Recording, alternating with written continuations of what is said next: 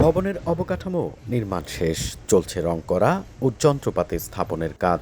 কৃষিপণ্য সংরক্ষণের জন্য নির্মিত হচ্ছে আধুনিক হিমাগার।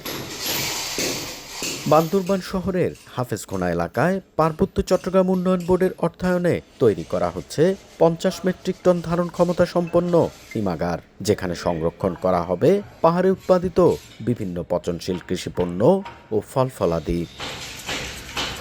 প্রতিবছর মৌসুমে পাহাড়ে উৎপাদিত হয় বিপুল পরিমাণ আম, আনারস, কাঁঠাল, লিচু, ড্রাগন সহ বিভিন্ন কৃষিপণ্য, কিন্তু হিমাগারের অভাবে এসব পণ্য দীর্ঘদিন সংরক্ষণ করতে পারে না কৃষকেরা।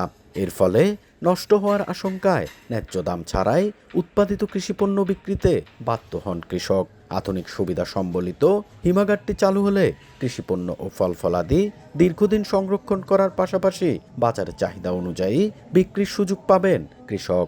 প্রতি সপ্তাহে সর্বোচ্চবার বিকাশ পেমেন্টে 50 জন হবেন পেমেন্ট চ্যাম্পিয়ন। জিতে নিন টিভি সহ আকর্ষণীয় সব প্রাইজ। কলা, আনারস, আম, লিচু, কাঁঠাল এগুলো দীর্ঘদিন হিমাগার না থাকার কারণে কৃষকরা নষ্ট হয়ে ফেলে দিচ্ছে।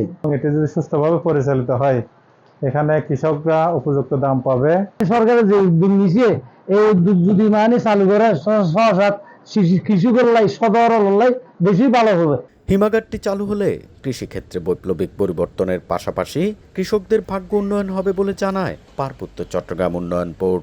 এটা একটা কৃষকের ভাগ্যের পরিবর্তনের নতুন চালিকা শক্তি হিসেবে প্রথম কাজ করবে আশা করি। 1,85,00,000 টাকা ব্যয়ে হিমাগার নির্মাণ প্রকল্পটি বাস্তবায়ন করছে ঠিকাদারি প্রতিষ্ঠান green valley construction. N A Zakir, সময় সংবাদ, বান্দরবান।